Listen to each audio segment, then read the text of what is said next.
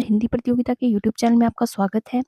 आज हम आपके लिए लेकर आए हैं हिंदी साहित्य के टॉप 50 मोस्ट इम्पॉर्टेंट क्वेश्चंस जो आपके आने वाले सभी एग्जाम्स के लिए बहुत इंपॉर्टेंट है। तो वीडियो को ध्यान से देखें और एंड तक बने रहें।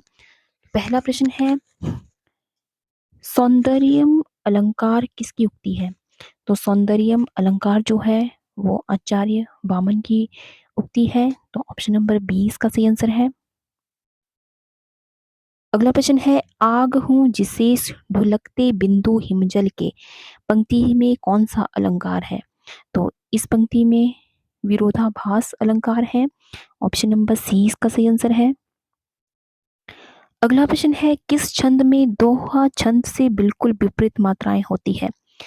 तो दोहा छंद से बिल्कुल विपरीत जो मात्राएं होती है वो सोरठा छंद में होती है। तो ऑप्शन नंबर ए इसका सही आंसर है। अगला प्रश्न है, इनमें से किसे व्याभिचारी भाव भी कहा जाता है?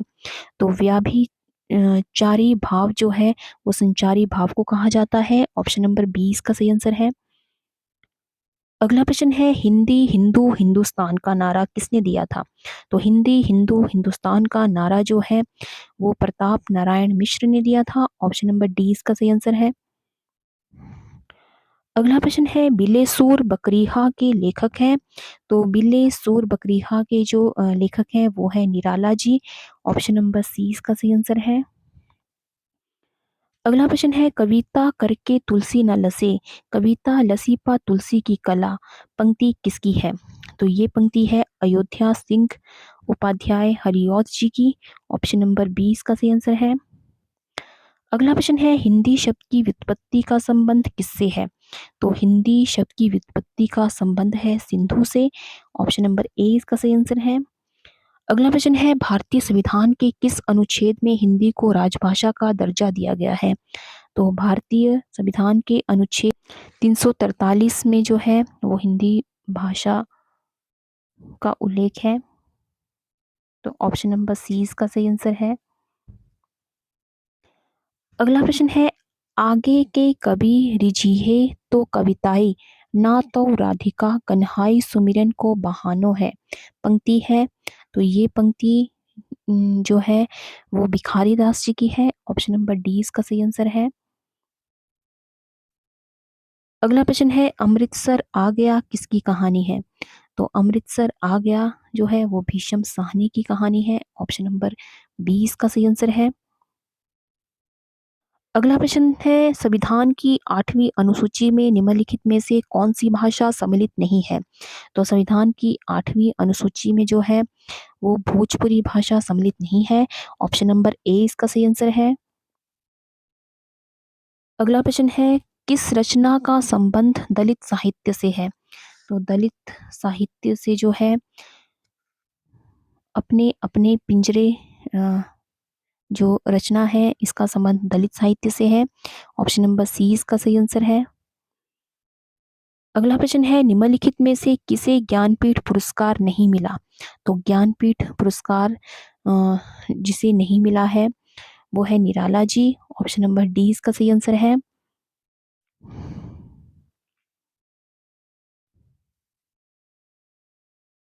अगला प्रश्न है, कामायनी का पहला सर्ग है? तो कामायनी का पहला सर्ग है चिंता। ऑप्शन नंबर 20 का सही आंसर है। अगला प्रश्न है, किसने वीरगाथा काल को संधि और चारण काल कहा है? तो वीरगाथा काल को संधि और चारण काल नाम दिया है राम कुमार वर्मा ने। ऑप्शन नंबर ए इसका सही आंसर है। अगला प्रश्न है, मगहर स्थान का संबंध किससे है? तो मगहर स्थान का संबंध है कबीर से। ऑप्शन नंबर 20 का सही आंसर है। अगला प्रश्न है, मुक्तिबोध की किस पुस्तक को प्रतिबंधित किया गया?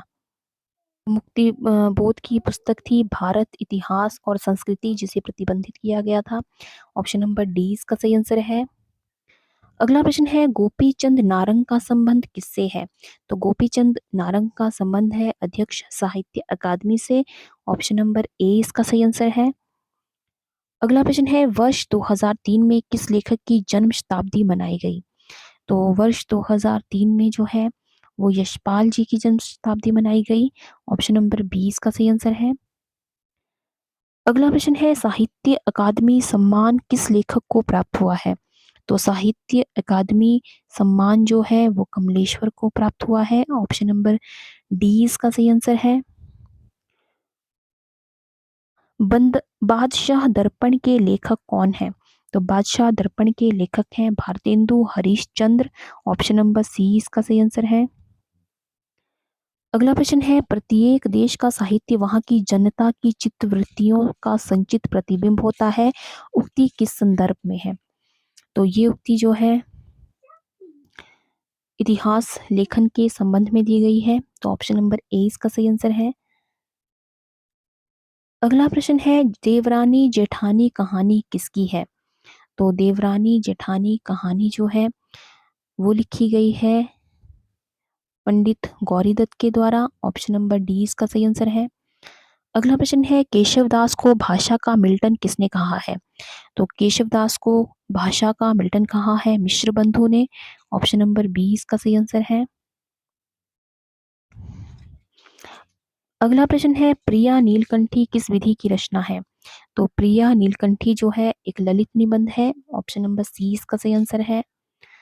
अगला प्रश्न है किस कवि ने भक्ति श्रृंगार और वीर तीनों विषयों पर अधिकार पूर्वक रचनाएं लिखी?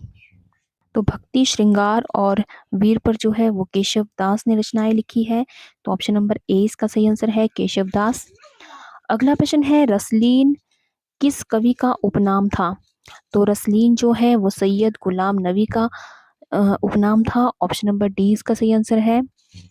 अगला प्रश्न है नंगात लाई का गांव किसकी रचना है? तो नंगात लाई का गांव जो है वो विश्वनाथ त्रिपाठी जी की रचना है। ऑप्शन नंबर ए इसका सही आंसर है। मल्लिका किस नाटक की स्त्री पात्र है? तो मल्लिका जो है वो अजात शत्रु की स्त्री पात्र है। ऑप्शन नंबर सी इसका सही आंसर है।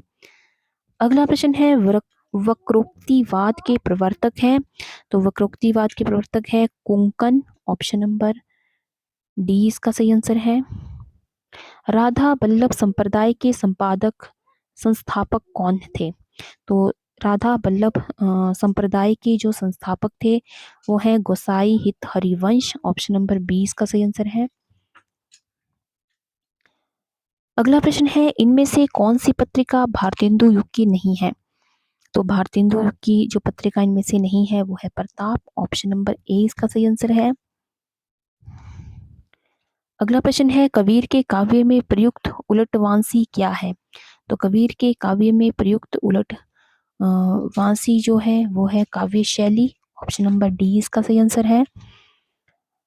आगे है संत काव्य और सूफी काव्य में कौन सा असमान तत्व है? तो संत काव्य और सूफी काव्य में जो असमान तत्व है वो है प्रबंध काव्य शैली। ऑप्शन नंबर सी इसका सही आंसर है। अगला प्रश्न है आलोचना में लोकमंगल की अवधारणा के प्रतिष्ठापक हैं। तो आलोचना में लोकमंगल के अवधारणा के जो प्रतिष्ठापक हैं वो माने जाते हैं Ramchandra Shukla. Option number B इसका सही आंसर है। अगला प्रश्न है तुर्की अरबी हिंदवी भाषा जेती आही जामे मार्ग प्रेम का सने सराहे ताही यह कथन किसका है? तो ये कथन दिया गया है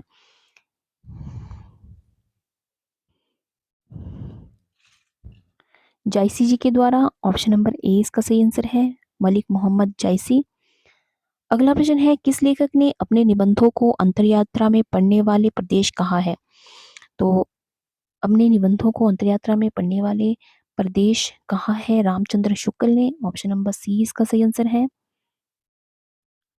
अगला प्रश्न है मामूली चीजों का देवता रचना का लेखक कौन है?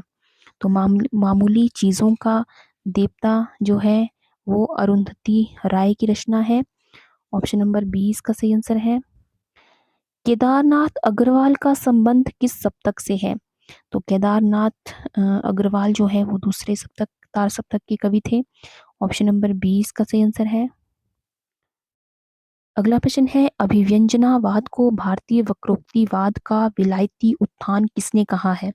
तो अभिव्यंजनावाद को भारतीय वक्रोक्तिवाद का विलायती उत्थान कहा है रामचंद्र शुक्ल ने। ऑप्शन नंबर डी इसका सही आंसर है। अगला प्रश्न है, ग्रियर्सन ने किसे देशी हिंदुस्तानी कहा है? तो देशी हिंदुस्तानी जो है वो खड़ी बोली को कहा गया है। ऑप्शन नंबर ए इसका सही आंसर है। अगला प्रश्न है, बैसवाड़ी का संबंध किस बोली से है? तो बैसवाड़ी का संबंध जो है अवधि से है। ऑप्शन नंबर सी इसका सही आंसर है। अगला प्रश्न है, कौन सी बोली पश्चिमी हिंदी में नहीं है? तो पश्चिमी हिंदी में जो बोली नहीं आती है वो है मगही। ऑप्शन नंबर बी इसका सही आंसर है। अगला प्रश्न है, हिंदी किसी एक रूप भाषा का नाम ना होकर एक भाषा परंपरा का नाम है, ये कथन किसका है? ये कथन दिया है हजारी प्रसाद द्विवेदी जी का है। तो ऑप्शन नंबर ए इसका सही आंसर है। अगला प्रश्न है, वर्ष 1936 का संबंध किस घटना से नहीं है?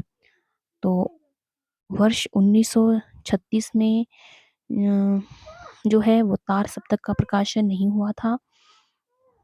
तो ऑप्शन नंबर डी इसका सही आंसर है। अगला प्रश्न है, नटरंग पत्रिका किस विधा पर केंद्रित है? तो नटरंग पत्रिका जो है वो नाटक है। ऑप्शन नंबर बी इसका सही आंसर है। अगला प्रश्न है, निम्नलिखित में से कौन सा संप्रदाय दादू पंथ के नाम से प्रसिद्ध हुआ? तो दादू पंथ के नाम से जो है वो ब्रह्म संप्रदाय प्रसिद्ध हुआ है। ऑप्शन नंबर ए इसका सही आंसर है। अगला प्रश्न है, समालोचना किस मूल पुस्तक का अनुवाद ग्रंथ है? तो समालोचना समालोचना जो है वो एसे ऑन क्रिटिसिज्म का अनुवाद ग्रंथ है। तो ऑप्शन नंबर सी इसका सही आंसर है। अगला प्रश्न है, इनमें से महिला उपन्यासकार की कौन सी रचना है? तो इनमें से महिला उपन्यासकार की जो रचना है वो है अलमा कबूतरी। ऑप्शन नंबर डी इसका सही आंसर है। तो ये थे आज के हिंदी साहित्य के टॉप 50 क्वेश्चंस। तो आई होप आपको ये वीडियो पसंद आया हो, तो वीडियो को लाइक करें और ज़्यादा से ज़्यादा शेयर करें। और अगर आपने अभी तक चैनल को सब्सक्राइब नहीं किया है तो चैनल को सब्सक्राइब करना बिल्कुल ना भूलें। तो आज की वीडियो में बस इतना ही। मिलते हैं एक नई वीडियो में कुछ नए प्रश्नों के साथ।